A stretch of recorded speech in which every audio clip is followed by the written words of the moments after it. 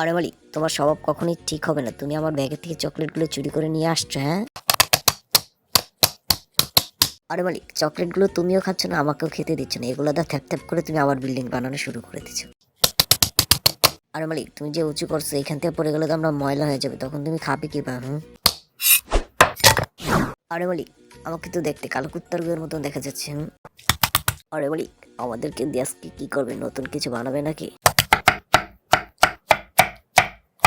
আরে মালিক, আমাদের কাটার কি আছে? এভাবে খেয়ে ফেললেই তো হয়ে যায়, তাই না?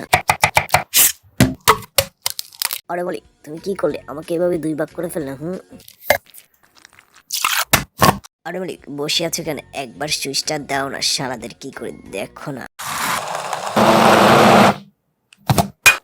আরে মালিক, তোমার ভাবনা মনে দেখে তো মনে হচ্ছে তুমি আজকে কেক বানাবে, তাই না?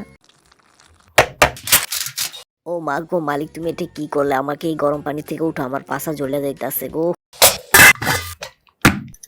আরে মালিক, তাড়াতাড়ি খোলো না, আমি নিঃশ্বাসটা নেই প্রাণ ভরে।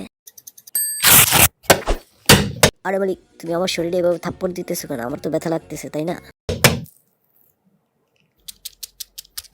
আরে মালিক, তুমি আমার চকলেটগুলো চুরি করে এখন কেক বানাচ্ছো, তাই না? এই বেশি থাকাস না, বিয়ে দিয়ে দেবো, কেন্দে মরে যাবি না। তাকে লাইক কমেন্ট শেয়ার আর আমার চ্যানেলটি সাবস্ক্রাইব করে আসো বন্ধুরা, নেক্সট ভিডিও দেখার জন্য।